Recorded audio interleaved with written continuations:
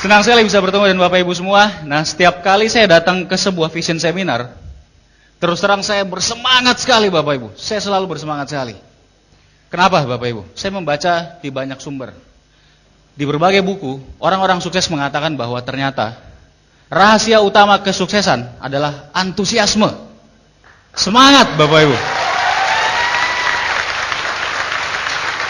Anda tahu, Jack Welch, CEO dari General Electric GE, mengatakan hal itu. Walter Chrysler, pendiri Chrysler Corporation, produsen Mercedes-Benz, mengatakan hal yang sama Bapak Ibu. Winston Churchill, Perdana Menteri Inggris, mengatakan hal yang sama. Ted Turner, pemilik CNN, mengatakan hal yang sama. Bukan cuma semangat, bukan cuma antusiasme, tapi semangat yang berapi-api Bapak Ibu. Itu rahasia utama kesuksesan. Itu sebabnya buat Bapak Ibu, buat Anda yang pertama kali hadir ke acara ini, hampir semua pertama ya Bapak Ibu, pertama kali Vision Seminar, santai saja. Mungkin Anda kaget melihat begitu banyak orang yang bersemangat, begitu banyak orang memberikan aplaus, begitu banyak orang tersenyum, tertawa dan seterusnya. Santai saja Bapak Ibu, Anda ikut aja, Anda ikut semangat, karena kalau Anda semangat, Anda juga bisa sukses berikutnya.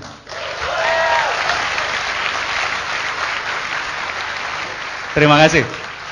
Baik Bapak Ibu, perkenalkan, nama saya Rizky Kanata, lahir di Makassar 25 tahun yang lalu. Sebetulnya ini bukan pertama kali saya ke Padang. Saya lahir di Makassar, ayah saya asli Sulawesi Selatan, ibu saya asli Minang. Dari Bukit Tinggi, jadi setengah pulang kampung sebetulnya gitu ya. Walaupun saya jarang sekali ke Padang dan Bukit Tinggi. Terus terang saya beruntung sekali saya lahir di keluarga yang berada. Sejak saya lahir, orang tua saya udah berkecukupan, dua-duanya pekerja keras, ayah saya pekerja keras, ibu saya pekerja keras, dan saya belajar banyak dari beliau berdua. Mereka tidak pernah mengajari saya untuk bekerja keras, tidak pernah mengajari saya untuk kamu rajin belajar dan seterusnya, tapi saya melihat teladan dari mereka Bapak Ibu. Saya melihat mereka mencontohkan dengan teladan. Itu sebabnya saya sudah mengerti yang namanya bekerja keras sejak kecil, contoh dari orang tua saya. Saya waktu SD termasuk yang cukup rajin belajar, saya biasanya hampir selalu masuk 5 besar, 3 besar. Nah tapi di samping itu, saya juga selain cukup rajin belajar juga cukup nakal juga Bapak Ibu. Saya waktu SD suka berkelahi. Sebetulnya kalau mulai duluan jarang, tapi kalau ditantang nggak nolak, jadi hampir-hampir sama. Saya sering berkelahi waktu SD. Nah tapi suatu ketika saya kena batunya, biasanya saya menang kalau berkelahi. Tapi saya kena batunya tiba-tiba waktu saya kelas 3 SD, ada seorang teman saya yang waduh, ini orang besar sekali, bedanya dengan saya beratnya sekitar 15 kilo Bapak Ibu. Waduh, besar sekali. Saya kena batunya, dia tiba-tiba memukul saya dan saya nggak bisa apa-apa. Saya cukup babak belur waktu itu, tapi saya sama sekali tidak menangis. Malah saya dalam hati pikir, aduh, kok saya bisa kalah sama dia. Jadi saya memang orangnya seperti itu dari dulu, nggak mau kalah. Nah itu kira-kira waktu masa kecil seperti itu. Nah, saya masuk SMP juga masih di Makassar. SMP juga saya tetap berimbang gitu ya, cukup rajin belajar, tapi cukup main juga kemana-mana. Nah saya suka sekali olahraga. Waktu SMP saya senang main basket Bapak Ibu. Saya hobi banyak olahraga, salah satunya waktu SMP paling sering main basket. Sampai akhirnya ketika saya selesai SMP, ternyata nilai FTN saya cukup bagus. Orang tua saya, beliau berdua menawarkan saya, gimana kalau kamu SMA di Bandung. Ayah saya menawarkan. Saya tentu saja menerima Bapak Ibu. Kapan lagi ya bisa kabur dari orang tua gitu ya. Biasanya waduh nggak bisa keluar malam dan seterusnya. Jadi oke, saya mau sekali. Akhirnya saya ke Bandung, saya masuk SMA di Bandung. Nah di sana saya belajar banyak. Saya ketemu banyak teman-teman yang dari berbagai suku, macam-macam ya, dari seluruh Indonesia. Dan saya senang sekali bertemu banyak teman baru. Nah waktu SMA, awalnya cukup rajin belajar, prestasi masih bagus. Itu salah satu SMA yang terbaik katanya di Bandung gitu ya, SMA negeri.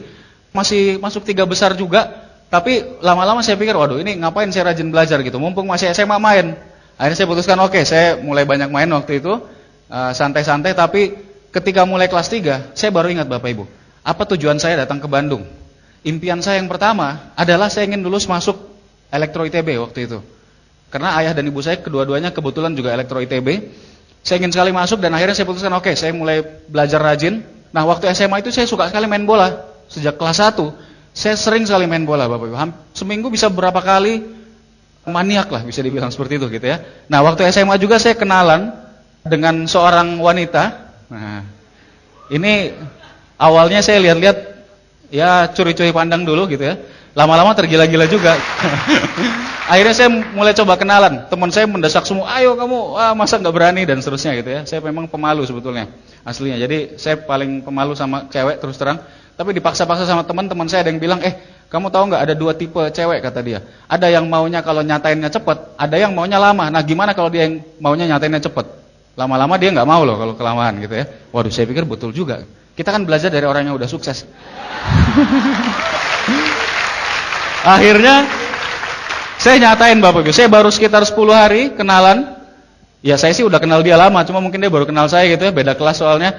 Saya nyatain dan jawabannya kita temanan aja ya katanya.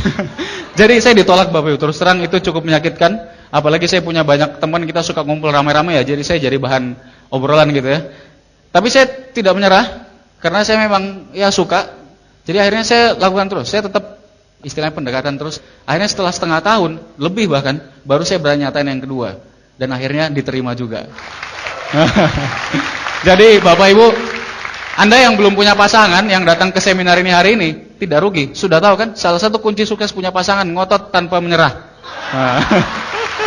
Oke, itu waktu SMA Bapak Ibu. Jadi kelas 3 akhirnya saya mulai banyak meninggalkan main-main saya. Nah, kecuali main bola, terus terang main bola jalan terus. Main yang lain ditinggalin semua. Saya fokus waktu itu mau MPTN, tapi main bola jalan terus. Nah, yang kasihan ini karena saya tiap Sabtu dan Minggu, Anda tahu ya, Liga Inggris, Liga Italia dan banyak lagi, saya nggak pernah malam mingguan. Jadi kasihan juga yang mau tadi ya. Tapi ya itu kira-kira gambaran saya waktu SMA. Nah, kemudian ternyata hasil kerja keras saya berbuah. Saya lulus masuk Elektro ITB, saya gembira luar biasa karena bagaimanapun itu impian saya. Nah, tapi setelah masuk, saya bingung. Ini udah masuk nih, impian saya cuma masuk gitu. Akhirnya ya udah saya jalan, saya tetap main bola, tetap berkenalan, ya tetap belajar juga. Tapi karena saya tidak banyak termotivasi, ya hasilnya biasa-biasa aja. Saya ingat sekali Bapak Ibu, ketika tahun ketiga, sudah mau masuk ke tahun keempat ya, tahun ketiga, waktu akan ujian akhir, salah seorang teman saya, betul-betul saya respect sekali kepada beliau. Beliau ini istilahnya seorang jenius Bapak Ibu, memang sangat jenius orangnya. Tapi jangan Anda bayangkan orang yang jenius yang wah pakaiannya rapi, kemudian pakai kacamata gitu ya, jalannya gini-gini. Tidak seperti itu teman saya ini. Beliau ini jenius, dibilang master di jurusan kita. Anda bisa bayangkan ya, Elektro ITB master itu kayak apa kira-kira. Teman saya suka sekali dekat-dekat dengan beliau, apalagi kalau ujian. Kalau ngerjain tugas saya pasti ke tempatnya dan seterusnya. Satu ketika, akhir tahun ketiga, beliau datang ke kosan saya, ke tempat saya. Jarang sekali loh Bapak Ibu beliau datang, biasanya kan saya yang ke tempat beliau. Saya yang minta gitu ya, minta contekan dan seterusnya. Nah, kali ini beliau datang, saya sebenarnya sudah heran. Beliau telepon dulu, "Ki, kamu lagi di kosan ya?" "Iya." "Gua kesana ya," katanya. "Oh gitu, ya udah kesini aja." Datang, pas datang, beliau bilang, "Ki, ini gua lagi jalanin bisnis, ada bisnis bagus sekali. Nah cuma, kayaknya bagus kalau kamu pelajari dulu lah. Ada buku yang bagus banget, judulnya The Cash Flow Quadrant," kata dia. "Kamu baca deh." Orang ini memang luar biasa sekali Bapak Ibu. Karena pintarnya mempromosikan, saya akhirnya jadi cari sendiri bukunya. Biasanya kan kita minjemin ya. Ini luar biasanya saya disuruh beli sendiri gitu. Akhirnya saya beli sendiri, saya baca. Dan memang luar biasa. Menurut saya buku itu sangat fenomenal. Waktu dulu belum terlalu lama keluarnya ya, baru sekitar setahunan, barangkali setahun 2 tahun, paling lama juga. Saya baca dan saya baru sadar ternyata. Waktu kuliah saya santai-santai aja, karena saya tahu begitu saya lulus kuliah, saya sudah akan mewarisi perusahaan orang tua. Kebetulan orang tua saya punya sebuah perusahaan dalam bidang konstruksi kelistrikan. Cukup besar juga, saya pikir ngapain saya capek-capek, saya nggak akan kerja juga, saya akan mewarisi. Nah tapi setelah saya baca buku itu, saya baru tahu Bapak Ibu, bahwa saya sama sekali tidak aman. Di buku Cash Flow Quadrant saya mengerti bahwa ada 2 pola kerja manusia, dan di pola kuadran kiri istilahnya, di situ dikatakan yang bekerja sehari-hari sebagai karyawan, employee, maupun yang menjalankan bisnisnya, tapi masih terlibat dengan bisnisnya, itu dianggap tidak aman. Masih barter waktu dengan uang Bapak Ibu.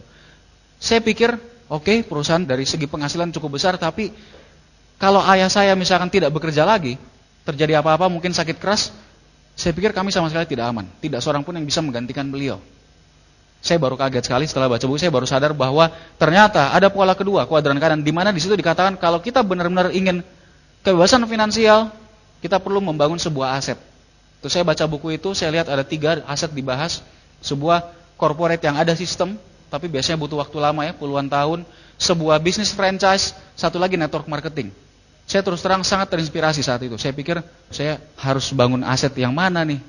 Saya selesai baca, tidak lama kemudian, kira-kira Mungkin seminggu, 2 minggu setelah merekomendasikan buku tadi, teman saya datang lagi, Bapak Ibu. Nah, kali ini dia datang ke kosan saya, terus dia cerita. Sekarang gue jelasin bisnis yang gue cerita. Luar biasa memang ya. Beliau jelaskan, terus terang saya mendengarkan, saya sangat memperhatikan waktu itu. Dan beliau jelaskan bisnis Tiansi. Saya kaget sekali waktu lihat, loh ini ada satu peringkat passive income, bahkan ada sharing internasional kalau bronze line dan seterusnya. Terus terang saya waktu itu sangat tertarik Bapak Ibu, sangat tertarik. Apalagi ada BMW dan seterusnya. Tapi saya setengah tidak percaya, saya tanyakan ke beliau, beliau bilang ini benar. Sudah banyak yang dapat di luar negeri, bahkan di Indonesia. Ini sudah ada beberapa orang yang dapat. Saya kaget sekali Bapak Ibu. Saya percaya sekali kepada beliau, jadi saya bilang, oke, bisnisnya bagus, saya pelajari dulu ya. Saya tertarik terus terang. Tapi saya pelajari dulu ya. Akhirnya beliau meminjamkan beberapa brosur, buku dan sebagainya, beliau pulang. Setelah dipinjamkan saya baca sedikit-sedikit, terus saya masukkan ke laci. Nah setelah itu Bapak Ibu, saya udah lupa bisnisnya. Biasa ya manusia. Nah tapi teman saya ini memang orangnya pintar sekali lah. Beliau banyak belajar rupanya selama menjalankan. Setelah kira-kira seminggu 2 minggu beliau kontak saya, beliau mengundang saya ke satu acara yang namanya OPP Bapak Ibu. Open Plan Presentation. Beliau mengundang saya ke OPP, beliau bilang OPP-nya ini hari Minggu Ki. Hari Minggu jam 4, lu usahakan on time. Terus saya bilang, loh ini Minggu kan ada pertandingan bola, saya bilang antar jurusan. Saya kan gak pernah lewat yang kayak gitu. Aduh, saya gak bisa datang deh kayaknya. Main bolanya itu kalau kita mulai nanti jam 3, biasanya molor-molor dikit malah mulainya. Saya gak bisa datang. Teman saya bilang, udah pokoknya kamu usahain selesai main bola langsung kejar ke sana. Oh ya udah. Akhirnya main bola, selesai main bola itu kira-kira sudah hampir jam 5 Bapak Ibu. Saya cepat-cepat karena saya memang sudah janji. Oke lah pokoknya saya datang, saya bilang. Saya pulang ke rumah cepat-cepat mandi, cepat-cepat berangkat ke gedung pertemuan tadi. Ketika saya sampai di gedung pertemuan Bapak Ibu, saya masuk, waktu itu adalah OPP Akbar di Bandung. Waktu itu Bandung udah besar sekali.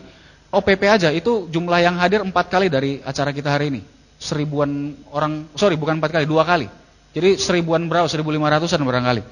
Saya masuk, banyak sekali orang, panggungnya jauh di depan, saya nggak bisa lihat apa-apa, banyak yang sudah berdiri di belakang. Saya masuk, cuma dengar-dengar suara-suara nggak jelas, 5 menit, setelah itu bubar semua orang, pulang. Terus terang Bapak Ibu, saya tidak dapat apa-apa di acara tadi, saya tidak dapat apa-apa, tapi saya pulang dengan bersemangat sekali. Kenapa? Saya lihat bisnis ini bisnis apa. Saya nggak tahu bisnisnya pun, tidak lihat OPP-nya, saya udah tahu bahwa saya akan jalankan terus karena saya melihat begitu banyak orang yang sangat serius menjalankan usaha ini. Akhirnya saya putuskan, oke, saya akan jalankan. Saya bilang ke teman saya tadi, oke, saya mau jalan, saya mau join, tapi ini belum punya duit. Walaupun keluarga kami berada, Bapak Ibu, tapi saya dididik dengan cukup keras gitu ya. Duitnya tiap bulan pas-pasan, pas habis, bukan pas mau beli mobil ada uangnya gitu ya. Pas habis maksudnya. Jadi saya nggak punya uang terus terang. Saya bilang ke beliau, saya telepon ayah dulu. Saya telepon ayah saya. Saya telepon, saya coba jelaskan bisnis ini, tapi orang tua saya tidak mengerti Bapak Ibu. Mereka berpikir bisnis ini sama dengan konsep bisnis yang ada di luaran. Saya untuk menjelaskannya susah, karena lewat telepon. Saya menelpon ke Makassar gitu ya. Akhirnya ayah saya bilang, ayah saya cuma ketawa, oh udahlah kamu nggak usah pikirin itu, kamu kuliah aja terus. Akhirnya saya tutup teleponnya, selesai. Tapi saya ngotot, udah tahu ya, saya ngotot, besoknya saya telepon lagi. Masih nggak boleh. Besoknya saya telepon lagi. Ketika saya menelpon ketiga kali, saya dimarahi habis-habisan. Dan terus terang, ini sekarang bisa ketawa-ketawa. Dulu saya benar-benar dimarahin. Saya sekitar 45 menit ditelepon interlokal dari Makassar cuma buat dimarahi Bapak Ibu. Waktu itu saya cukup shock juga. Ibu saya malah sampai mengatakan, kamu ini udah dibesarkan, dikirim jauh-jauh, nggak mau dengerin orang tua. Itu cukup shock buat saya. Nah akhirnya saya putuskan, oke, saya tidak akan kontak lagi. Tapi setelah saya pikir lagi, saya bilang ini masa depan saya. Saya lihat bisnisnya bagus, saya akan coba jalankan. Akhirnya Bapak Ibu, walaupun tidak ada duit, saya memutuskan untuk jalan. Tapi kelupaan lagi karena nggak ada duit. Biasa manusia. Kemudian akhirnya teman saya datang lagi. Beliau datang lagi ke kosan. Beliau cerita, udah kamu join aja. Pokoknya entah nawarin produk ke orang atau minjem duit atau apapun, join lah. Ini bisnisnya bagus. Saya bilang oke, saya join. Kebetulan saya punya saving sekitar 500 ribuan. Tapi saya akan langsung bintang 3 saya bilang. Saya akan cari yang butuh produk. Saya serahkan ke mereka dan hasilnya luar biasa. Banyak sekali yang sembuh. Ada yang sakit saraf kejepit tulang ya di belakang sudah lama bertahun-tahun, ke dokter harus operasi, orangnya takut, pakai produk Tiansi, kalsium dan Vitality waktu itu hasilnya istimewa. Sebulan hilang Bapak Ibu. Bungkuk-bungkuk hilang. Banyak lagi kesaksian yang lain. Jadi saya pikir wah ini luar biasa. Tapi saya belum menjalankan bisnisnya Pak. Waktu saya mau menjalankan bisnisnya, saya bilang ini kita mau ujian akhir naik ke tingkat 4. Saya fokus dulu deh. Nanti setelah ujian. Akhirnya ujian. Setelah ujian, teman saya datang lagi Bapak Ibu. Anda bisa hitung udah berapa kali ya? Setelah ujian beliau kontak saya lagi. Udah Ki, udah selesai kan ujiannya, yuk kita jalan yuk. Terus saya bilang, waduh kamu kayak nggak tahu aja. Ini kan bulan Juni, mulai Piala Dunia nih sekarang. Juni 2002, waktu itu Piala Dunia dan saya tidak akan melewatkan satupun pertandingan. Jadi saya bilang, nanti deh setelah Piala Dunia saya mulai jalan. Teman saya mau nggak mau beliau nerima gitu ya. Ya udahlah, beliau memang sabar sekali orangnya. Saya nonton Piala Dunia, ketika mulai masuk perempat final, pertandingan mulai sedikit. Saya akhirnya mulai berpikir, saya udah join nih. Ini masih ada waktu kosong, masih liburan. Kenapa saya nggak jalanin? Akhirnya saya putuskan Bapak Ibu saat itu saya mulai jalan. Belakangan saya baca di sebuah buku bahwa waktu yang tepat Anda tidak akan pernah punya. Waktu yang tepat Anda buat sendiri Bapak Ibu. Saya pikir kalau saya waktu itu tidak menjalankan, akhirnya selesai liburan masuk kuliah, saya akan mulai tahun terakhir kerjakan TA lebih sibuk lagi. Kalau saya nunggu selesai TA, saya lulus, saya akan cari pekerjaan. Masuk pekerjaan kan biasanya sibuk dulu gitu ya. Atau malah saya balik ke Makassar barangkali. Jadi tidak pernah ada waktu yang tepat. Akhirnya saya putuskan saya jalan. Presentasi saya 1-2 kali, yang pertama dibantu oleh teman saya. Nah saya perkenalkan dulu, beliau ini orangnya luar biasa sekali. Beliau sangat sabar. Saya banyak sekali belajar dari beliau. Beliau teladan yang luar biasa. Mohon aplaus untuk sponsor saya, Bapak Seno Hadi. Nah di awal Bapak Ibu saya jalan. Saya mulai buat janji dengan teman saya. Dibantu oleh Pak Seno presentasi 1 kali, 2 kali. Tapi setelah itu saya berpikir, wah Pak Seno ini bisnisnya udah besar. Waktu itu beliau sudah hampir bintang 5 Bapak Ibu. Saya pikir kalau saya nggak belajar, ya kapan lagi saya bisa berkembang. Beliau ini sibuk sekali. Akhirnya saya putuskan, oke, saya akan coba sendiri. Saya putuskan saya mulai presentasi. Nah presentasi yang saya yang pertama Bapak Ibu, karena saya nggak konsultasi dulu, saya langsung presentasinya home meeting. Langsung beberapa orang, 4 orang sekaligus. Dan Anda bisa tebak hasilnya. Saya belum pernah melatih presentasi sebelumnya. Langsung 4 orang, 3,5 jam. Dan Anda bisa tebak 3,5 jam itu kenapa? Karena debat-debatan. Teman-teman saya jelaskan, sebetulnya ada yang positif. Cuma karena secara umum ada beberapa yang negatif. Akhirnya semuanya negatif Bapak Ibu. Saya presentasi, menjelaskan bonus perkembangan, itu saya nggak tahu angkanya. Saya cuma tahu 37% kali 500.000, saya hitung pakai kalkulator. Tapi karena saya maksain aja gitu, hasilnya negatif.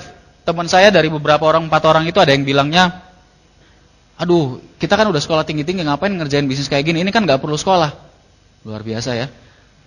Kemudian ada juga 1 orang yang bilang begini Bapak Ibu, waduh ini gue udah mau ke Freeport nih, beliau udah mau TA, beliau jurusannya berbeda tapi sama-sama di kampus. Beliau mau TA, gue mau ke TA di Freeport, di ujung sana. Gue gak mau mikirin. Yang satu lagi, ini sebetulnya orang yang positif. Dulu sempat sekosan sama saya waktu SMA. Nah cuma ini beliaunya orangnya sukanya main gitu ya. Wah naik gunung kemana-mana gak jelas gitu.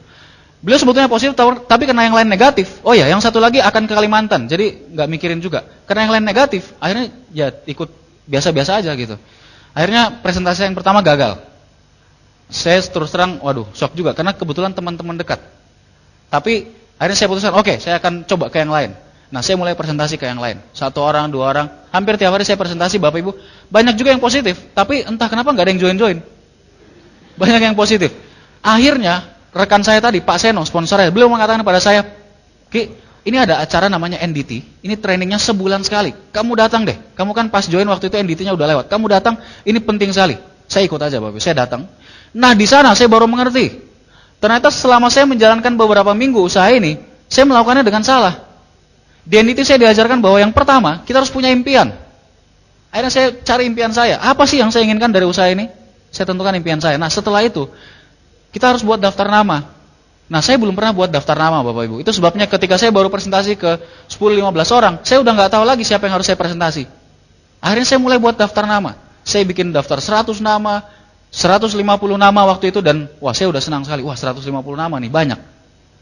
150 nama cukup banyak Bapak Ibu. Tapi kalau saya diberi kesempatan mengulang bisnis sekali lagi, sekarang saya sedang menceritakan success story saya sedang menceritakan bestseller saya. Seandainya saya diberi kesempatan mengulang bestseller saya akan mulai dengan paling tidak 500 nama Bapak Ibu. Karena ternyata itu kunci kalau kita mau punya bisnis yang sangat-sangat besar. Saya akhirnya buat 150, saya mulai presentasi. Presentasinya pun saya buat janji Bapak Ibu. Kalau sebelumnya saya langsung datangin teman gitu ya, bawa bukunya langsung jelasin. Saya mulai buat janji dengan cara yang benar. Nah kemudian setelah buat janji ya jelas saya presentasi. Nah satu hal yang saya belum melakukan sebelumnya adalah follow up. Ternyata saya baru tahu ini orang-orang yang sudah dipresentasi saya belum follow up satupun. Belum saya ajak ke pertemuan juga. Akhirnya saya mulai oke deh saya coba follow up. Nah teman-teman yang sudah saya presentasi termasuk yang negatif tadi yang di awal, Saya datangi satu-satu Bapak Ibu. Nah yang pertama saya datangi, beliau ini sedang akan membuka sebuah bisnis tambak. Dan modalnya kira-kira 2 juta. Waduh saya pikir harus cepat-cepat nih. Kalau enggak udah enggak join gitu ya. Saya datang ke beliau, saya cerita-cerita, saya ajak beliau, udah deh kamu pokoknya lihat aja. Ini ada pertemuan bagus sekali namanya OPP. Ayo kita datang dulu aja. Oke deh, gue lihat dulu katanya. Ketika OPP, beliau terlambat sekali Bapak Ibu. Saya nungguin terus, beliau terlambat. Akhirnya beliau datang waktu itu sudah 4:30 lewat. Dan kita di jalan lagi butuh waktu sekitar 20 menit, setengah jam. Ketika kita sampai ke gedung OPP, pas kita naik tangga mau masuk ke gedung, pintunya terbuka lebar dan orang-orang keluar semua. Bapak Ibu bisa bayangkan saya udah stres berat. Aduh, udah selesai lagi acaranya. Tapi saya pikir, oh iya, saya coba kenalkan dengan upline saya, dengan Pak Seno. Dan ada satu orang lagi upline saya, beliau sekarang upline Silver Lion saya, Bapak Erick Yong. Saya perkenalkan, saya bilang, yuk kita kenalan dulu deh. Saya kenalin ini ada orang yang luar biasa, masih muda. Beliau cuma kira-kira setahun lebih tua dari kita, tapi bisnisnya berkembang pesat. Pak Erick Yong waktu itu bintang 6 Bapak Ibu. Bonusnya sekitar 3 jutaan, saya ingat sekali waktu itu. Saya pertemukan dengan Bapak Erick Yong, saya cuma duduk diam dengerin. Saya udah lupa Pak Erick Yong ngomong apa, cuma ngacung-ngacungin buku sambil ngomong. Tapi pas saya jalan pulang dengan teman saya ini, beliau bilang, kayaknya saya join deh Ki. Luar biasa Bapak Ibu, saya pikir ini apa yang terjadi. Saya tidak tahu apa yang terjadi, pokoknya saya cuma melakukan apa yang diajarkan oleh sistem. Di NDT diajarkan ajak pertemuan, kenalkan dengan apa dan seterusnya. Teman saya akhirnya memutuskan join dan langsung bintang 3 Bapak Ibu. Dan beliau ini sekarang punya bisnis yang besar sekali di Bandung, di Lampung, dan berbagai kota lagi di seluruh Indonesia, di Jakarta, di Depok. Mohon aplaus buat Bapak Henrico Ganisa Putra. Bintang 7 sekarang. Nah, satu orang lagi, teman saya yang saya bilang suka main Bapak Ibu, yang kerjanya main dan seterusnya, saya follow up juga. Saya ajak ke OPP berkali-kali. Nah, beliau ini karena suka main, kerjanya keluyuran. Tiap kali OPP, nggak jadi datang. Tiap kali diajak, nggak jadi datang. Pernah satu ketika saya nelpon, teleponnya dimatiin dan seterusnya. Tapi saya nggak berhenti Bapak Ibu. Saya sambil tetap presentasi yang lain, saya tetap follow up beliau, saya tetap ajak pertemuan juga. Akhirnya satu ketika saya bertemu sama beliau di tempat nongkrong tepat pada saat akan OPP. Kedapetan ya. Udah saya giring aja, yuk OPP. Beliau datang, oke deh, gue datang katanya. Tapi gue nggak janji ya, cuma datang aja. Ya, datang masuk OPP. Nah, sayang sekali Bapak Ibu, nasib saya malang sekali.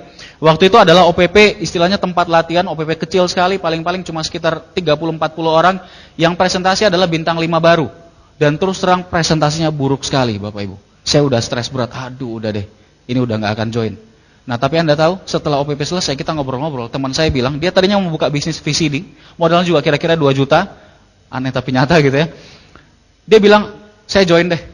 Wah saya kaget, belakangan saya tahu Bapak Ibu, kenapa beliau join, beliau bilang, itu yang bintang 5 di depan bicara aja, itu saya bisa lebih bagus ngomong dari dia, saya pasti lebih bisa. Luar biasa Bapak Ibu. Dan beliau sekarang punya bisnis yang sangat besar, masih sangat muda, punya bisnis yang sangat-sangat besar, seorang bintang 8, di antara Bapak Ibu sekarang mungkin juga ada dari grup beliau. Mohon aplaus untuk Bapak Ruli Wahyudi. Nah Bapak Ibu, banyak hambatan yang saya temui. Banyak hambatan dan terus terang ada beberapa yang benar-benar membuat saya shock dan hampir berhenti menjalankan usaha ini. Saya terus melakukan presentasi, tentu saja banyak yang menolak Bapak Ibu, tentu saja banyak yang menolak. Tapi banyak juga yang mau. Nah satu cerita lagi, saya bertemu dengan seorang teman, beliau ini teman SMA, kuliahnya udah beda, jurusannya beda. Mereka masih pacaran waktu itu, ini berdua, ada 2 orang. Tahu-tahu, suatu ketika, beliau berdua datang ke saya, pas ketemu, beliau ngomong, Ki, kamu katanya lagi jalanin bisnis jaringan ya? Saya bilang, iya, tahu dari mana? Oh dari anak-anak tuh, ada yang bilang dan seterusnya. Jelasin ke kita dong. Oke, akhirnya saya jelasin. Saya cerita, saya jelaskan waktu itu menjelang maghrib Bapak Ibu. Terus terang tempat itu tidak ada penerangan. Jadi dekat-dekat ke akhir itu udah nggak kelihatan. Saya cuma cerita, ngomongnya aja yang kedengeran barangkali. Tapi mereka berdua tertarik. Nah mereka bilang, oke, kita tertarik nih. Kalau gitu lu datang OPP. Di situ bagus sekali, nanti jelaskan lebih detail. Nanti kita bisa lihat orang-orang yang udah pengalaman, mereka yang udah sukses berbicara nanti di situ. Kemudian menjelang OPP, saya telepon beliau berdua. Saya ajak datang. Wah, mulai nih. Diajak datang langsung bilang, waduh lagi sibuk nih minggu ini. Ini lagi mau ujian nih. Waduh nggak bisa deh. Terus kemudian saya kontak lagi. Habis itu masih sibuk juga Bapak Ibu. Saya kontak terus, akhirnya satu ketika beliau bilang, oke deh kita datang. Kebetulan minggu ini kita berdua bisa datang. Pada hari H Bapak Ibu, sejam sebelum acara saya telepon. Lu jadi datang kan? Ya udah datang on time ya. Iya, kita udah mau berangkat kok. Wah, saya udah senang sekali Bapak. Saya udah gembira sekali. Tapi begitu acara mulai, seperempat jam, setengah jam, 1 jam, belum datang-datang. Selesai acara, beliau berdua belum datang. Akhirnya saya telepon setelah acara, lu kan katanya mau datang, gimana sih udah ditungguin? Terus beliau bilang, iya kita datang nih, kita masuk ke ruangan. Ternyata Bapak Ibu, beliau datang ke OPP yang salah. OPP grup yang berbeda. Tapi hasilnya setelah itu beliau join Bapak Ibu. Luar biasa. Saya banyak sekali mengalami hal-hal yang istilahnya tidak masuk akal. Dan beliau berdua, yang pasangan ini sekarang beliau sudah menikah, bahkan sudah hampir punya anak yang kedua. Bapak Ibu, saya yakin banyak dari Anda yang juga grup beliau di sini. Mohon aplaus yang luar biasa untuk Bapak Himawan Santosa dan Ibu Anggina. Bintang 8 Bapak Ibu. Saya mengalami banyak penolakan terus terang, tapi saya orangnya cuek Bapak Ibu. Saya belajar dari Pak Louis Tenden ketika saya baru menjalankan usaha ini beberapa minggu. Ketika itu beliau bicara di Vision Seminar di Bandung. Waktu itu beliau bicara dan satu hal yang saya tangkap dari beliau, satu hal saya tangkap bahwa kunci sukses adalah antusiasme Bapak Ibu. Pak Louis bilang, Anda harus antusias. Kalau Anda antusias, antusiasme Anda akan menular. Itu sebabnya setiap kali saya presentasi, setiap kali saya membahas mengenai bisnis ini, saya sangat antusias. Sampai keluar naganya gitu. Apinya keluar Bapak Ibu. Sampai orang tidak bisa lagi. Saking antusiasnya, orang akan benar-benar tertarik Bapak Ibu. Dan ketika orang tertarik, Anda tinggal mengarahkan untuk datang pertemuan, mendengarkan kaset dan sebagainya. Antusiasme itu penting sekali. Kita bicara mengenai sebuah bisnis yang besar sekali Bapak Ibu. Saya percaya kalau orang tahu informasi yang benar mengenai bisnis ini, orang akan join. Saya percaya sekali itu. Sebabnya saya selalu antusias, saya selalu punya pengharapan yang tinggi. Walaupun seorang tadinya tidak interest, susah buat janji, saya tetap antusias Bapak Ibu. Saya tetap presentasi, saya tetap follow up, saya pinjamkan alat bantu, saya pinjamkan VCD, saya ajak lagi datang ke pertemuan. Hanya seperti itu aja. Karena saya tahu kalau orang sudah punya informasi, mereka akan tertarik sekali. Waktu saya mulai menjalankan usaha ini, waktu itu baru ada 13 BMW, masih sedikit ya, belum ada penerima kapal, pesawat dan sebagainya. Tapi saya sangat antusias. Bagaimana dengan Anda semua? Sekarang sudah ada 50 BMW lebih Bapak Ibu, belasan kapal dan pesawat dan 4 rumah mewah untuk Indonesia. Luar biasa saya pikir. Kira-kira kalau rekan Anda tahu bahwa yang punya bisnis ini, pemilik dari Tians Group, adalah orang nomor 2 terkaya di Cina, kira-kira bagaimana Bapak Ibu? Yang penting antusias menurut saya, informasi, sampaikan informasinya. Itu sebabnya saya tidak peduli. Kalau ada yang menolak saya jalan terus. Orang yang ke-20 yang menolak Bapak Ibu, itu berbeda dengan yang ke-21. Mereka nggak pernah janjian untuk tidak join gitu. Yang ke-21 berbeda Bapak Ibu. Orang ke-22 berbeda lagi, jadi jalan aja terus. Itu yang saya pelajari dari usaha ini. Usaha ini sebetulnya mirip dengan dunia sehari-hari. Tidak semua akan jadi insinyur elektro seperti saya. Tidak semua orang akan jadi insinyur misalkan sipil. Tidak semua orang akan jadi dokter. Tidak semua orang akan jadi pengusaha. Lakukan aja. Kalau ada yang menolak, ya memang mungkin seperti itu. Simpel sekali. Saya akhirnya mulai melakukan. Saya menjalankan usaha ini, saya sampai bintang 5 waktu itu masih di Bandung. Saya belum mulai keluar kota, sampai saya bintang 5. Ketika saya akan masuk ke bintang 6, saya sudah mulai harus keluar kota. Saya mulai mengembangkan bisnis saya ke Jakarta, ke Depok, ke Bogor, dan beberapa kota yang dekat. Nah, pada saat bintang 6, saya dapat satu masalah yang cukup besar. Waktu itu, ibu saya kebetulan berkunjung ke Bandung. Sampai detik itu, orang tua saya belum tahu saya menjalankan usaha ini. Ibu saya datang. Kalau ibu datang, ya tentu saya harus menemani gitu ya. Dan saya tidak punya waktu untuk menemani.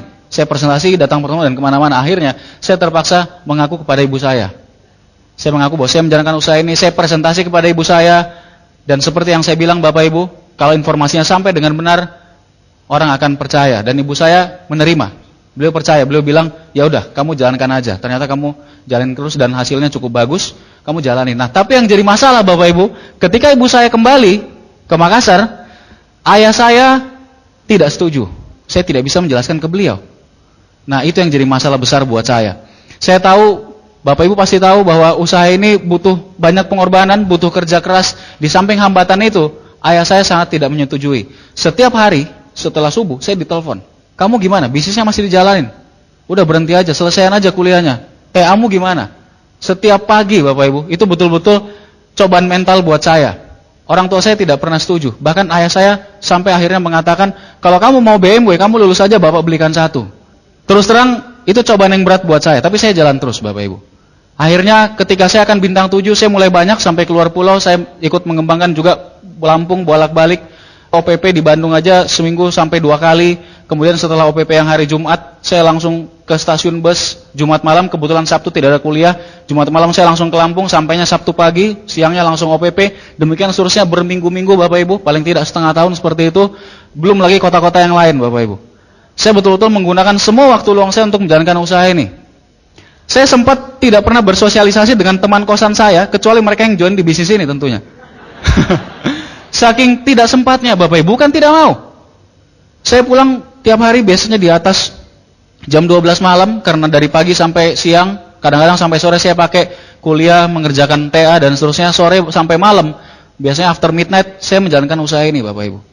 Setiap kali saya pulang ke kosan, saya masuk, saya buka kunci kosan, saya jalan masuk pelan-pelan supaya tidak mengganggu yang lain yang sedang tidur. Saya masuk ke dapur, saya masak Indomie, saya bikin susu karena tidak sempat makan malam. Tengah malam baru makan malam, saya naik atas kamar saya di lantai 3 membawa semua barang saya. Saya harus membawa barang dari pagi Bapak Ibu, semua jas saya, kemeja pengganti dan sebagainya, sejak saya mulai masuk ke kampus paginya, karena saya tidak sempat pulang ke rumah.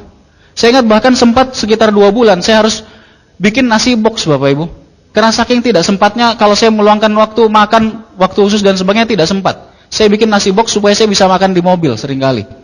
Terus terang mungkin Anda berpikir berat, tapi menurut saya beratnya tidak terasa. Karena apa? Karena kalau kita bekerja keras, bisnis kita pasti akan berkembang Bapak Ibu. Kalau Anda bekerja setengah-setengah, nah itu yang biasanya jadi masalah. Itu sebabnya saya lakukan terus. Saya ingat sekali ketika saya sedang membangun Jakarta, tengah malam saya pulang, saya bawa mobil sendiri, karena besoknya harus masuk kuliah. Saking capeknya Bapak Ibu, ketika masuk ke pintu tol, sudah masuk Bandung, pintu tol, itu cuma paling-paling 1-2 kilo dari kosan saya, mungkin paling cuma sekitar 20 menit, saya tidak kuat lagi. Saya akhirnya meminggirkan mobil saya berhenti tidur di dekat pintu tol. Saya bangun ketika azan subuh Bapak Ibu. Terus terang itu saat-saat yang berat. Tapi yang menarik Bapak Ibu, usaha ini walaupun Anda mengerjakan dengan sangat kerja keras, hasilnya juga pasti akan luar biasa. Pasti akan sangat-sangat luar biasa. Saya mulai merasakan hasilnya ketika saya mulai bintang 7 Bapak Ibu. Ketika saya mulai bintang 7, saya baru sadar, loh, banyak kota yang saya tidak datangi lagi, yang saya tidak sempat berkunjung ke sana, bisnisnya terus berkembang. Saya baru sadar bahwa ternyata selama ini saya mengembangkan bisnis dengan sistem itu sangat-sangat berguna. Sistem mulai bekerja buat saya. Saya tidak datang ke Lampung, bisnis tetap jalan. Saya tidak datang ke Jakarta, saya tidak datang ke Depok. Saya meninggalkan Bandung, bisnis saya tetap jalan Bapak Ibu. Saya mulai merasakan hasilnya. Bahkan ketika saya akan bintang 8, saya mulai fokus sekali mengerjakan tugas akhir, bahkan sampai sekitar setengah bulan, itu saya tidak sempat keluar kota, saya hanya di Bandung. Tapi bisa tetap berkembang Bapak Ibu. Itu hasil dari kerja keras. Ketika bintang 8 akan mengerjakan TA, saya ingat sekali waktu itu saya didesak terus oleh orang tua saya, oleh ayah saya, disuruh menyelesaikan TA saya secepatnya. Karena saking tidak sempatnya mengerjakan TA, paginya, kadang-kadang kuliah, ada tugas dan sebagainya. Saya pernah setelah selesai presentasi, sekitar 2 minggu terakhir, pada saat akan sidang, itu saya jam 12 malam baru masuk ke lab, baru mengerjakan lagi, melanjutkan dan seterusnya. Selesai dini hari pulang ke rumah, besoknya paginya bangun lagi dan seterusnya. Tapi saya merasakan sekali Bapak Ibu, ketika saya sidang, kemudian saya lulus, saya merasakan sekali benar-benar hidup berubah. Saya sudah lulus, ketika itu saya mencapai bintang 8 tepat beberapa minggu sebelum saya lulus Bapak Ibu. Jadi ketika saya lulus, saya benar-benar merasa plong. Saya mendapatkan impian saya memenuhi impian orang tua saya juga. Hasilnya benar-benar luar biasa. Saya mencapai bintang 8 waktu itu 14 bulan, kemudian bronze line sekitar 8-9 bulan berikutnya. Mungkin Anda pikir luar biasa Bapak Ibu, tapi ternyata semua kesuksesan itu dimulai cuma dari langkah-langkah yang kecil. Saya baca di sebuah buku dikatakan bahwa sukses itu bukan satu pekerjaan besar yang Anda lakukan satu kali Bapak Ibu. Tapi sukses ada pekerjaan-pekerjaan kecil yang Anda lakukan terus-menerus sampai Anda mencapai apa yang Anda inginkan. Itulah sukses Bapak Ibu. Kalau Anda ingin berangkat dari New York, Anda ingin berangkat ke Tel Aviv di Moskow, tapi Anda menyimpang sedikit 1 derajat ke selatan, maka Anda akan tiba di Tel Aviv di Israel Bapak Ibu. Anda mengerti maksud saya? 1 derajat di awal, kalau Anda lakukan terus-menerus, itu akan memberikan arti yang luar biasa besarnya. Itulah bisnis ini. Saya belajar banyak mengenai prinsip-prinsip bisa sukses di usaha ini. Saya belajar bahwa yang pertama orang sukses harus miliki adalah mereka harus punya yang namanya sikap positif. Sikap positif yang paling penting menurut saya yang tadi, antusiasme.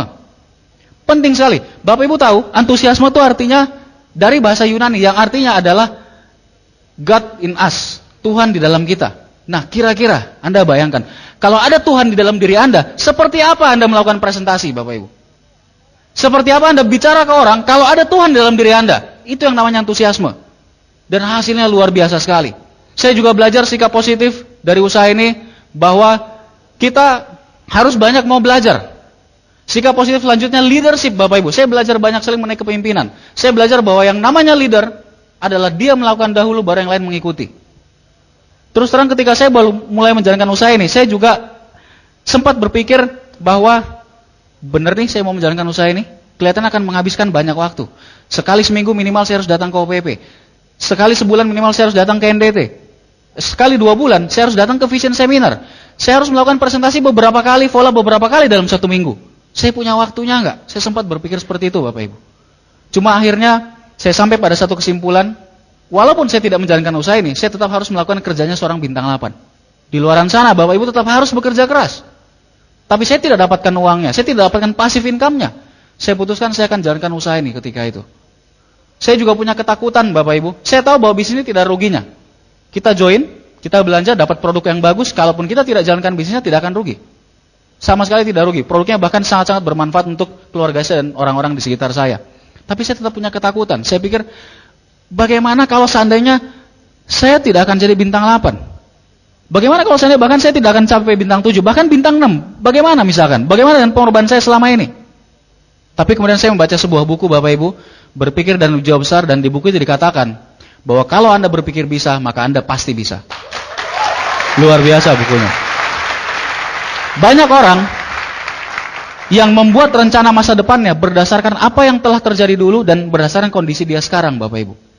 Banyak orang yang seperti itu sebabnya mereka tidak bisa berkembang. Ada sebuah kisah, ini kisah nyata, Bapak Ibu, seorang yang bernama Roger Bannister.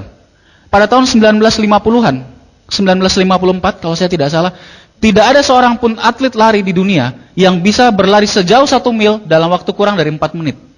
Tidak ada satu orang pun, Bapak Ibu. Semua atlet mengatakan, itu mustahil, kita sudah coba, tidak akan bisa terpecahkan. Bahkan sains, Bapak Ibu, dokter mengatakan bahwa struktur tubuh manusia, struktur syarafnya, struktur tulangnya, struktur ototnya, kapasitas paru-parunya, itu tidak bisa membuat seorang manusia bisa berlari 1 mil dalam waktu kurang dari 4 menit. Dokter mengatakan seperti itu. Sains mengatakan seperti itu. Tapi ada seorang pelari yang bernama Roger Bannister, dan dia pun cuma seorang pelari universitas. Dia percaya bahwa dia bisa. Dan dia terus berlatih terus, dan akhirnya Bapak Ibu, benar sekali Roger Bannister bisa memecahkan rekor itu. Nah, kira-kira kalau Anda adalah seorang Roger Bannister, ketika sains mengatakan tidak bisa, apakah Anda akan melakukannya terus? Bisnis ini sudah begitu banyak orang yang sukses. Kenapa Anda masih berpikir bahwa Anda tidak bisa, Bapak Ibu? Mudah sekali, tinggal ikuti sistem. Mudah sekali. Bapak Ibu, terus terang, saya melihat Padang punya potensi yang sangat besar. Saya nggak sabar akan ke Padang. Hati-hati, Bapak Ibu. Anda memiliki potensi yang sangat-sangat besar. Jadi rahasianya apa? Jangan melihat ke belakang, jangan melihat kondisi Anda sekarang, tapi cukup buat keputusannya, tentukan apa yang Anda inginkan, dan saya yakin Anda pasti akan berhasil. Dan satu hal yang luar biasa, Bapak Ibu, satu hal yang luar biasa sekali, dari cerita tadi, setelah Roger Bannister memecahkan rekor tadi, dalam 2 tahun setelah terpecahkan, ada 125 pelari yang bisa memecahkan rekor tadi. Luar biasa. Kenapa? Karena Roger Bannister telah melakukannya. Bapak Ibu, yang kedua, saya belajar bahwa kalau kita ingin sukses, kita harus bisa melihat peluang di balik suatu masalah, bukan masalah di balik peluang. Banyak orang yang cuma melihat masalahnya, mereka tidak melihat peluangnya. Banyak orang yang peluangnya sudah luar biasa bagus, yang dilihat masalahnya, Bapak Ibu. Gimana kalau gini, gimana kalau gitu, dan seterusnya. Ada satu kalimat yang bagus dari Pak Suprato, penerima BMW dari Jakarta. Beliau mengatakan, orang sukses adalah orang yang selalu punya kelebihan satu cara, dan orang gagal adalah orang yang selalu punya kelebihan satu alasan. Bedanya cuma sedikit. Orang sukses adalah orang yang selalu berpikir ke hasil, result oriented. Saya belajar bahwa success is a journey. Sukses adalah sebuah perjalanan. Sukses adalah sebuah proses, Bapak Ibu. Di usaha ini saya tidak mengenal lagi kata gagal. Saya tidak mengenal lagi kata gagal. Kalau saya jatuh, saya akan bangun lagi. Usaha ini tidak akan konflik dengan pekerjaan Anda, tidak akan konflik dengan kuliah Anda, kalau Anda menjalankan dengan sistem, Bapak Ibu. Kalau sampai konflik, berarti mungkin Anda belum menjalankan dengan sistem yang benar. Banyak sekali rekan kita yang bisa membuktikan. Bahkan saya melihat banyak rekan-rekan saya, mereka yang menjalankan usaha ini sambil bekerja, ternyata mereka di pekerjaan juga menjadi lebih sukses. Saya sendiri setelah menjalankan usaha ini, ketika saya kuliah, tahun terakhir adalah tahun di mana nilai-nilai saya paling bagus. Karena saya belajar banyak nilai dari bisnis ini. Saya belajar bagaimana manajemen waktu. Saya belajar bagaimana bersikap positif. Saya belajar yang namanya leadership. Saya belajar yang namanya integritas. Saya belajar yang namanya people skill. Dan itulah yang disebut intangible value. Nilai yang tidak kelihatan, tapi bisa memberikan hasil kepada hal-hal yang terlihat, Bapak Ibu. Bisnis ini luar biasa sekali.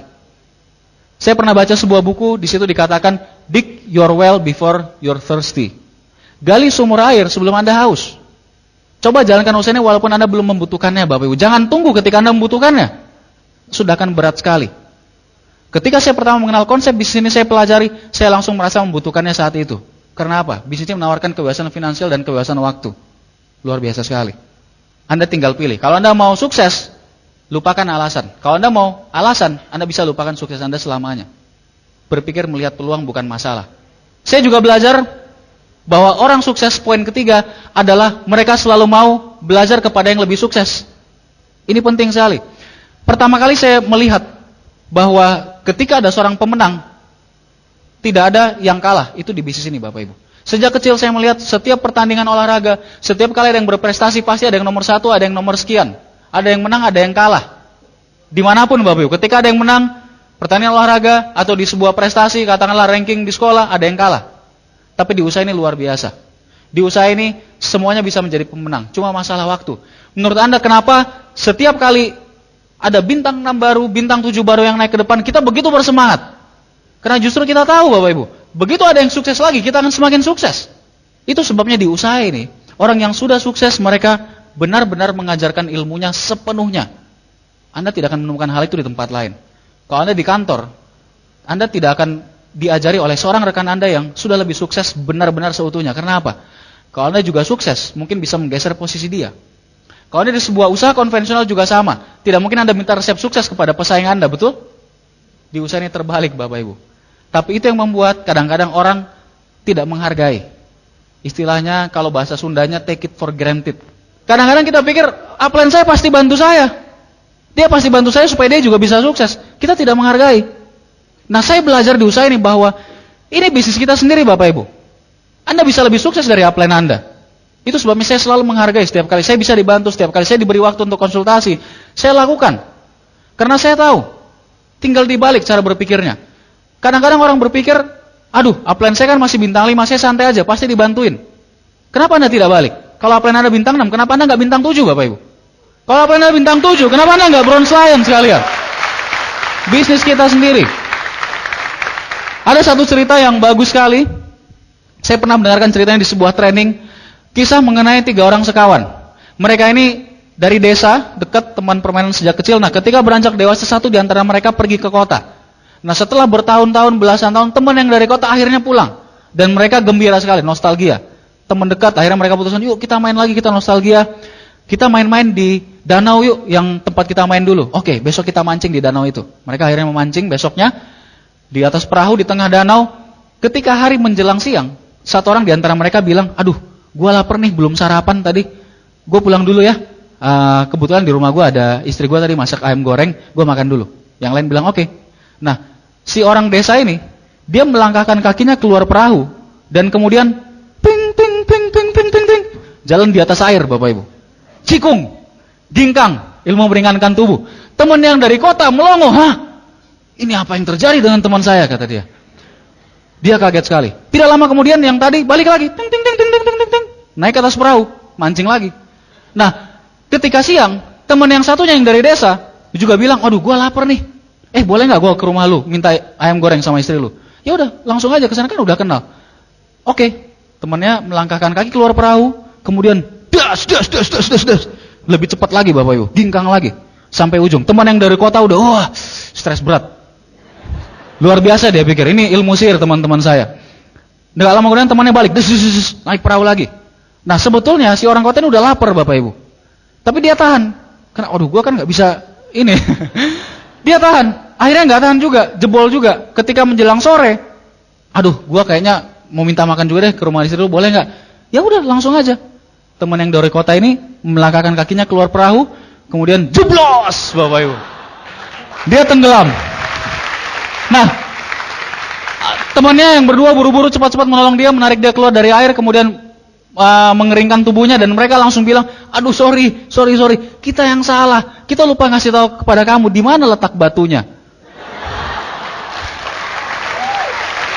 Bapak Ibu,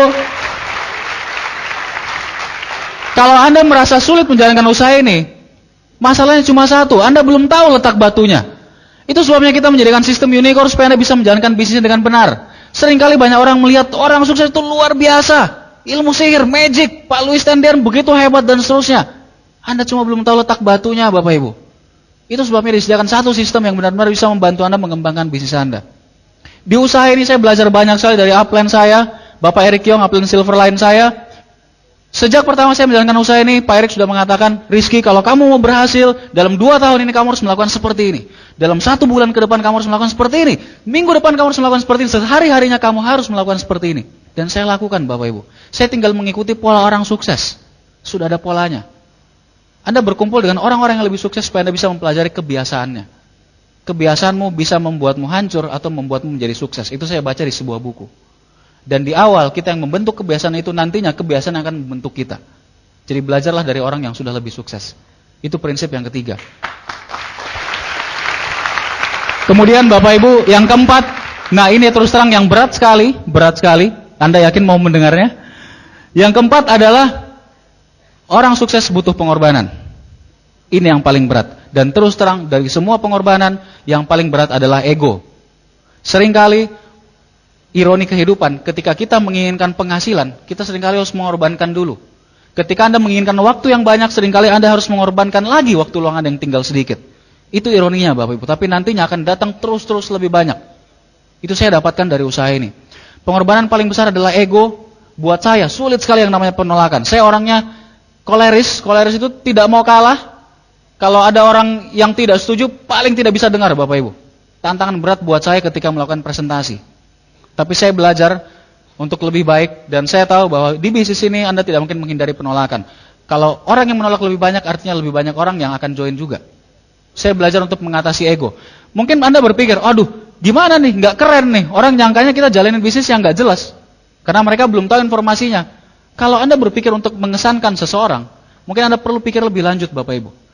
Coba Anda pikir, siapa teman dekat Anda? Atau siapa keluarga dekat Anda, mungkin tante Anda yang paling dekat sama Anda, om Anda yang paling dekat sama Anda, atau mungkin malah saudara Anda.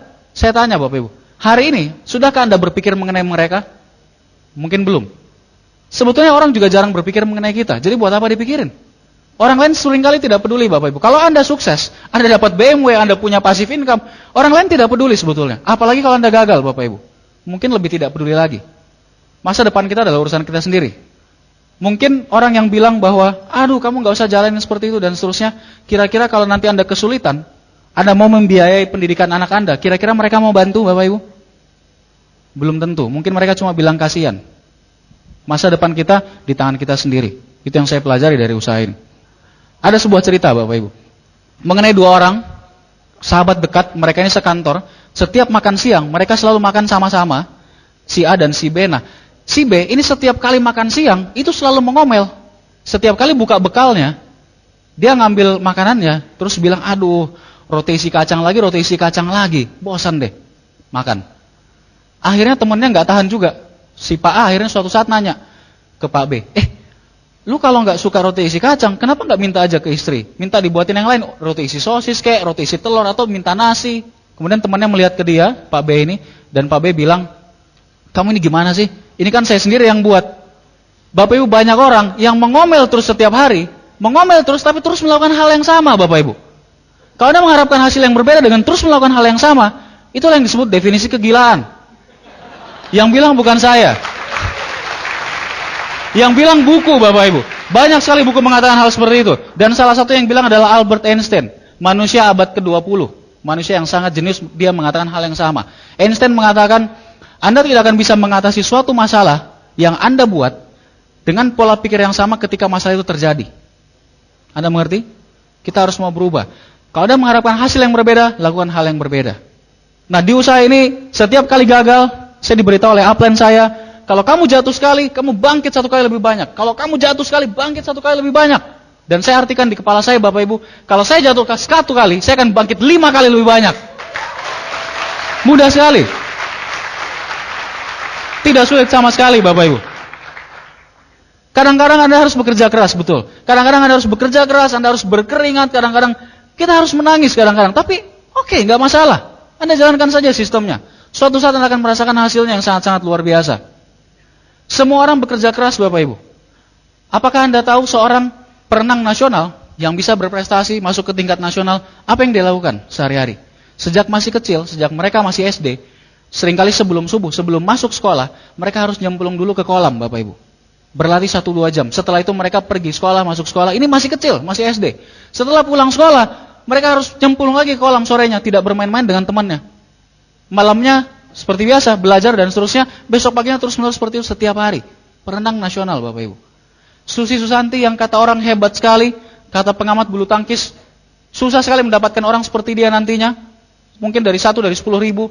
Anda tahu Susi Susanti sejak SD itu berlatih bulu tangkis seharinya belasan jam, Bapak Ibu. Setiap hari. Dan ketika dia sukses kita bilang dia jenius. Apakah Anda tahu Tiger Woods, pegolf yang paling kaya sekarang di dunia? Tiger Woods itu sehari latihannya 1000 bola, Bapak Ibu. Ketika dia sudah capek memukul, dia berhenti sejenak, kemudian dia melanjutkan lagi 1000 bola. Anda tahu Saraset, seorang pebiola terkenal abad lalu, dikatakan jenius oleh semua pengamat musik, dikatakan luar biasa. Tapi dia mengatakan begini, saya berlatih 14 jam sehari selama 37 tahun, dan ketika saya di posisi ini orang mengatakan saya jenius. Edison menemukan banyak sekali hak paten, sampai 1000 lebih hak paten, kita satu pun enggak, sangat luar biasa. Orang mengatakan dia jenius. Edison pun mengatakan bahwa yang namanya sukses itu adalah 1% bakat dan 99% kerja keras. Semuanya kerja keras, Bapak Ibu. Semuanya kerja keras. Saya pernah baca juga cerita mengenai seorang pegulat olimpiade. Si pegulat olimpiade ini begitu dikagumi. Ketika dia menjelang pensiun, dia ditanya oleh reporter. Reporter nanya, wartawan nanya ke dia, selama Anda menggeluti bidang ini, apa hal yang paling Anda tunggu-tunggu, yang paling mengesankan, yang paling Anda inginkan? Sang pegulat bilang begini, yang paling saya tunggu-tunggu adalah hari ketika latihan ditiadakan. Bapak Ibu mengerti maksudnya? Semua orang sukses tahu bahwa pengorbanan itu perlu sekali, Bapak Ibu. Pengorbanan itu dibutuhkan. Anda tidak harus suka apa yang Anda lakukan sekarang. Bapak Ibu pikir saya senang bicara di depan Bapak Ibu sekarang? Bapak Ibu pikir, apakah Anda senang berada di sini? Mungkin tidak. Tapi butuh pengorbanan. Banyak hal yang tidak saya sukai dari usaha ini. Saya paling malas ngomong, Bapak Ibu. Saya tidak suka bicara. Saya tidak suka kenalan dengan orang baru. Dulu, kalau Anda tahu, setiap kali berkumpul dengan teman, saya mungkin yang paling sedikit berbicara. Saya lebih banyak mendengarkan, Bapak Ibu. Tapi di usaha ini saya tahu itu perlu. Saya belajar untuk melakukannya lebih baik, dan lebih baik lagi, Bapak Ibu. Sukses butuh pengorbanan, bagaimanapun juga. Kalau Anda mau sukses, Anda perlu mengorbankan sesuatu. Yang kelima, untuk sukses kita perlu impian yang sangat kuat. Saya melihat orang-orang yang sukses, Pak Louis Tendean, Bapak Trisulo, Bapak Naga Sugara, dan seterusnya. Beliau itu punya impian yang sangat kuat. Anda pernah mendengarkan istilah mountain mover? Orang yang bisa menggerakkan gunung, Bapak Ibu? Menurut saya, impiannya Pak Louis bukan menggerakkan gunung lagi, tapi menghancurkan gunung. Beliau punya impian yang kuat sekali. Itu salah satu kunci kalau kita mau sukses. Kalau Anda berpikir bahwa di bisnis ini Anda bisa mendapatkan 500 ribu, 1 juta sebulan, mungkin itu yang Anda dapatkan. Tapi kalau Anda pikir bahwa Anda bisa mendapatkan puluhan juta, ratusan juta, Anda juga bisa mendapatkan itu di usaha ini. Saya belajar untuk tidak menawar, karena saya tidak ingin impian saya ditawar. Anda ingin impian Anda ditawar, Bapak Ibu? Jangan menawar, lakukan saja kerjanya, mudah sekali. Gold Lion, Diamond, Freedom, itu adalah sebuah kebebasan dan sangat mahal harganya. Sangat mahal. Sangat mahal, Bapak Ibu. Tapi terus terang di usaha ini kita membayarnya sangat-sangat murah. Bayangkan kalau Bapak Ibu 1 tahun lagi Anda punya penghasilan 2 kali dari penghasilan Anda saat ini. Apakah Anda mau menjalankan usaha ini? Bagaimana kalau 1 tahun lagi penghasilan Anda sama dengan penghasilan Anda saat ini, tapi Anda tidak perlu masuk kerja? Apakah Anda mau menjalankan usaha ini? Bagaimana kalau penghasilan Anda nanti 1 tahun lagi 5 kali lebih banyak dari penghasilan Anda saat ini? Bagaimana kalau 10 kali lebih banyak? Bagaimana kalau 100 kali lebih banyak, Bapak Ibu? Apakah tidak berharga untuk dijalankan? Sangat berharga, Bapak Ibu. Bayangkan kalau nanti 1-2 tahun ke depan, setiap kali Anda jalan-jalan kemanapun, ke mall, Anda bisa membeli barang yang Anda sukai. Ketika istri Anda, anak Anda ingin sesuatu, Anda bisa belikan buat mereka. Bayangkan kalau nanti 2 tahun lagi setiap kali Anda ingin pergi ke suatu tempat, Anda tidak perlu minta izin ke bos Anda, Bapak Ibu. Anda bisa pergi kemanapun, Anda tidak perlu pikirkan bisnis konvensional Anda, tidak perlu mikirin utang ke perusahaan, ke bank, dan sebagainya. Bayangkan. Bayangkan kalau 2 tahun lagi, Anda bisa kemanapun, jalan-jalan, kapanpun Anda mau dengan orang-orang yang Anda cintai. Bisnis ini berharga sekali, terus terang. Sangat-sangat berharga. Saya mendapatkan yang namanya kebebasan waktu, kebebasan finansial, dan satu lagi kebebasan pikiran, Bu. Saya tidak perlu khawatir, kalau saya tidak ingin bekerja besok, saya tinggal nangkring di rumah. Saya bisa jalan-jalan. Saya tidak pusing dengan urusan utang. Saya tidak perlu berurusan dengan bank, memikirkan perusahaan saya kalau punya utang dan seterusnya. Kebebasan pikiran itu mahal sekali, Bapak Ibu. Ada sebuah cerita, ini juga kisah nyata, dan cerita ini luar biasa sekali menurut saya. Cerita ini diambil waktu sebuah maraton di New York. Waktu itu diikuti oleh ribuan orang tahun 1986. Kisah nyata. Ketika itu ada 3 orang yang sangat disorot oleh publik. Yang pertama, seorang yang bernama Gianni Poli. Gianni Poli seorang berkebangsaan Itali. Dia mampu menyelesaikan maraton tadi dalam waktu 2 jam lebih sedikit. Dan dia keluar sebagai juara 1. Orang kedua yang disorot adalah seorang yang bernama Eric Shore. Eric Shore menyelesaikan maraton tadi dalam waktu 12 jam lebih. 5 kali lebih lama, 6 kali lebih lama daripada Gianni Poli. Tapi Eric Shore adalah seorang penderita penyakit poliomyositis. Sebuah penyakit yang kalau Anda menggerakkan tubuh sedikit saja, itu akan sangat sakit. Susah sekali bergerak seperti seorang bayi. Tapi Eric Shore mampu melakukan maraton tadi. Menurut Bapak Ibu, siapa di antara mereka berdua yang punya komitmen lebih kuat? Menurut saya Bapak Ibu dua-duanya. Karena mereka bisa mendapatkan impian mereka dengan kondisi apapun yang mereka miliki. Tapi ada satu orang lagi, ini orang yang ketiga, dan menurut saya yang ketiga ini adalah seorang inspirator yang luar biasa sekali. Yang ketiga ini bernama Bob Whelan. Bob Whelan mampu melakukan maraton sejauh 42 km dan dia tidak punya kaki, Bapak Ibu. Bayangkan Bapak Ibu, kita yang punya kaki saja tidak bisa lari sejauh 42 km dan dia mampu melakukannya dan dia tidak punya kaki. Lalu bagaimana dia melakukannya, Bapak Ibu? Setiap kali Bob akan maju, dia bertumpu pada kedua tangannya, dia menegakkan tubuhnya tinggi-tinggi, melemparkan tubuhnya jauh-jauh ke depan, mendarat pada kedua tangannya, menegakkan tubuhnya tinggi-tinggi lagi, melemparkan tubuhnya jauh-jauh ke depan, demikian seterusnya Bapak Ibu. Demikian seterusnya. Luar biasa sekali. Dan sepanjang perjalanan, ayahnya terus menyemangati di samping Bob. Ayahnya terus mengatakan, ayo Bob, kamu bisa, come on Bob. One more step, satu langkah lagi, one step at a time, satu langkah lagi, satu demi satu langkah, satu langkah lagi, satu langkah lagi, satu langkah lagi, satu langkah lagi, satu langkah lagi. Luar biasa sekali Bapak Ibu. Dan pada saat Bob akan mendekati garis finish, ketika itu semua spanduk, semua banner sudah diturunkan. Karena dia melakukannya terlalu lama, dia melakukannya 5 hari Bapak Ibu. Dia melakukannya terlalu lama, tapi pada saat itu dia mencapai garis finish, ada jutaan penduduk Amerika yang menyaksikan melalui layar televisi, mendengarkan melalui radio, dan mereka semua memberikan aplaus untuk Bob. Ketika Bob masuk ke garis finish, dia begitu bangganya.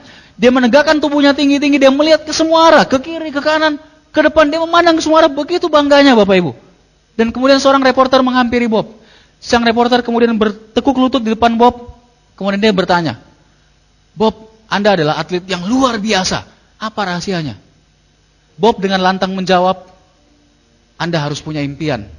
Anda harus bersikap positif. Anda harus mau bekerja keras.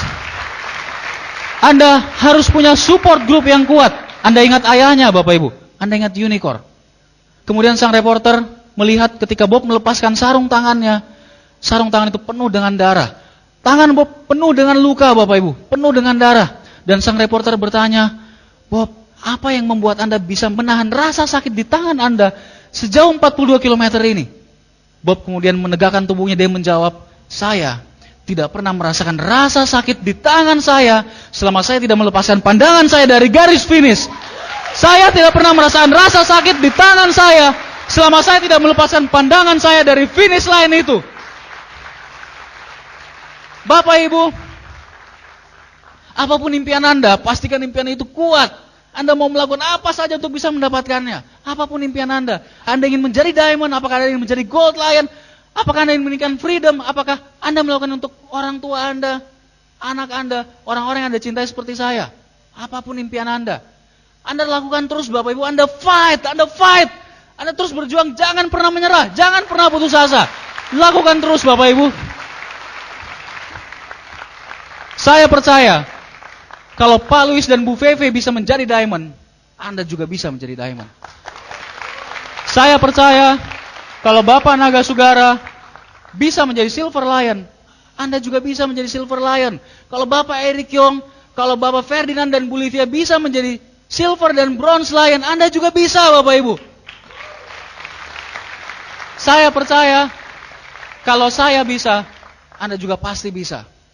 Dan semua leader di depan sini percaya. Tapi pertanyaannya Bapak Ibu, pertanyaan sebenarnya adalah, apakah Anda percaya? Kalau Anda percaya, Anda bisa mendapatkannya. Semoga Tuhan merahmati kita semua. Terima kasih, selamat sore.